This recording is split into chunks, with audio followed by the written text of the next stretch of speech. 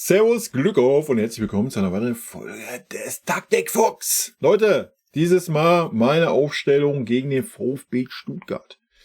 Joa, und da gehen wir mal rein in den Bums. Ich fange erstmal mit der Aufstellung an, dann erzähle ich ein bisschen was zum Spiel, wie ich das so erwarte, wie mein Tipp ist. Gut, fangen wir an. Natürlich im Tor Manuel Neuer, auch wenn er vielleicht nicht mehr die Unhaltbaren hält. Eine Alternative gibt es nicht. Man müsste erstmal einen Peretz zum Beispiel aufbauen oder sowas. Das passiert ja alles nicht. Von daher, ja. Gut.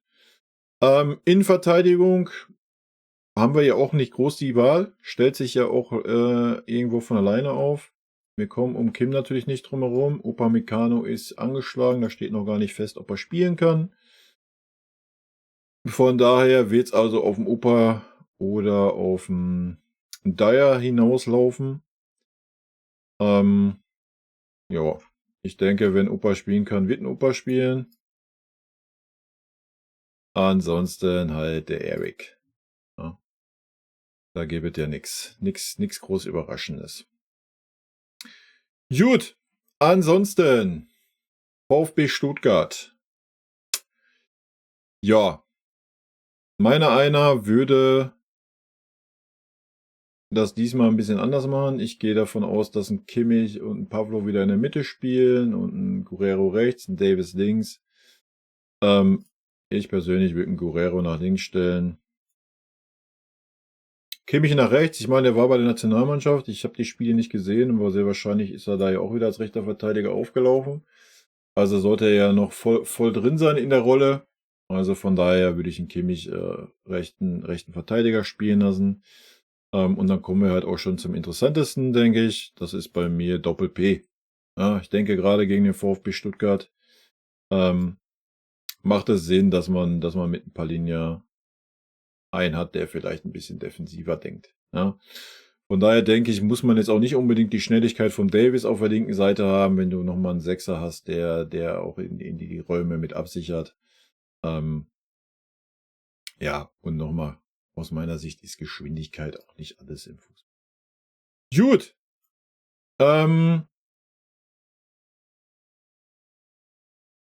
Ja, über Außen, ich meine, ich habe es auch nur gelesen, hat der Michael ja eine Schelte gekriegt in der französischen Nationalmannschaft.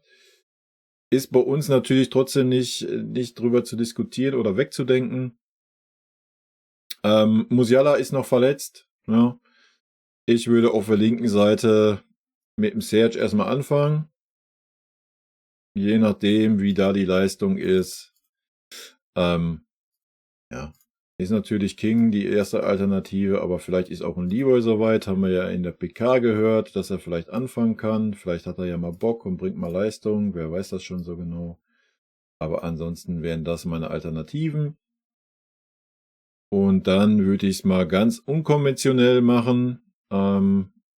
Wird so wahrscheinlich auch nicht passieren.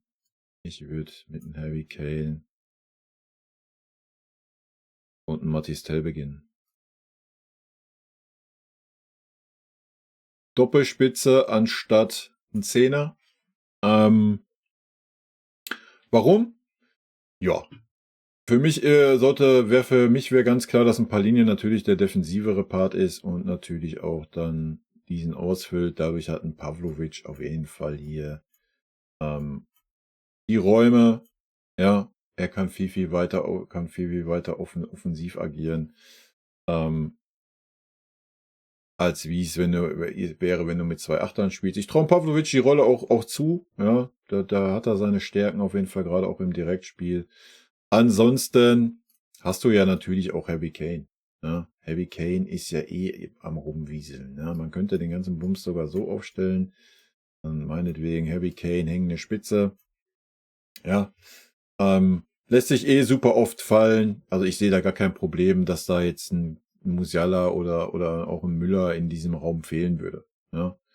Vielleicht hätte das sogar den Vorteil, dass da mal ein bisschen Raum ist und da nicht alles komplett zugemacht wird in der Mitte. Aber ansonsten, wie gesagt, hast du Harry Kane, der sich auf diese Posi fallen lassen kann.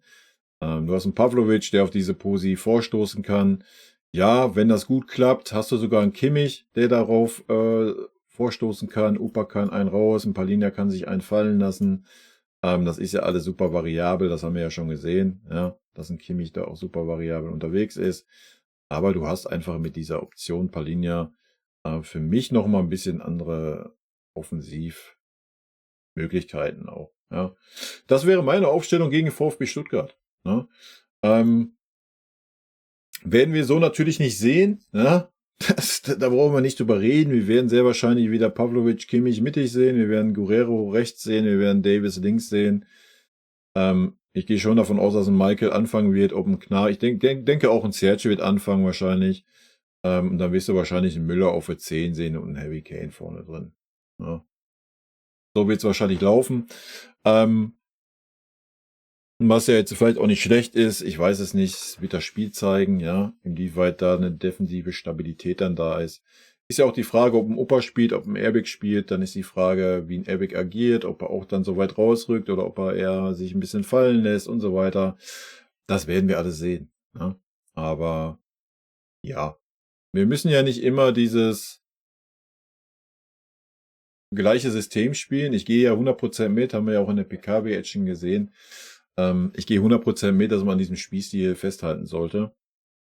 Aber das heißt ja nicht, dass wir das System mal ein bisschen ändern können. Ja? Dass wir auch mal mit 2 Spitzen anfangen können, dass wir mal mit einem klaren Sechser und einem klaren Achter anfangen können, dass ein Kimmich auch mal einen Rechtsverteidiger spielen kann. Ich denke, das heißt ja nicht, dass man jetzt sein System oder seine Spielweise über den Haufen wirft. Ne?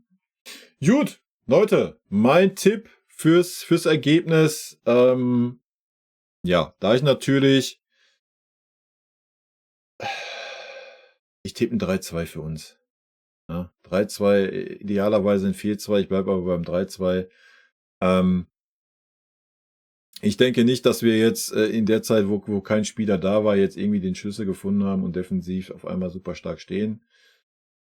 Sollte man mit ein Palhinha anfangen und ein Palhinha auch wirklich den defensiven Part übernehmen, könnte ich mir schon vorstellen, dass wir ein bisschen sicherer stehen, das werden wir halt sehen. Ansonsten gehe ich schon davon aus, dass es auf jeden Fall Chancen auf beiden Seiten geben wird. Ne? Und dann werden wir sehen, wie die Chancenverwertung auch auf unserer Seite ist. Gut, das ist mein Tipp, das ist meine Aufstellung oder wäre meine Aufstellung. Ich bin sehr gespannt, wie die Aufstellung am Ende des Tages wird. Wie die taktische Anordnung sein wird. Ja, ich meine, gegen Frankfurt war es ja auch so, dass Thomas Müller und Harry Kane dann teilweise auch eine Art Doppelspitze gespielt haben, was dann aber auch jetzt nicht so von Erfolg verwöhnt war, sag ich mal. War ja auch nicht die ganze Zeit eine Doppelspitze, aber zwischenzeitlich waren sie auch mal auf einer Höhe und so weiter. Ja, wir werden sehen. Leute, vielen lieben Dank für eure Aufmerksamkeit. Das wäre meine Aufstellung. Haut mir wie immer gerne in die Kommentare eure Aufstellung, euren Tipp fürs Spiel. Ich erwarte ein Spiel mit vielen Chancen auf beiden Seiten. Freue mich mega auf das Spiel. Stuttgart letzte Saison sehr, sehr geilen Fußball gespielt. Die Saison habe ich noch nicht viel gesehen von Stuttgart. Bin ich sehr gespannt. Ja, ich freue mich aufs Spiel. In diesem Sinne, Leute, vielen lieben Dank für euren Support hier auf dem Channel. Vielen lieben Dank für euren Support hier auf dem Kanal. Und in diesem Sinne, gute Freunde kann niemand trennen.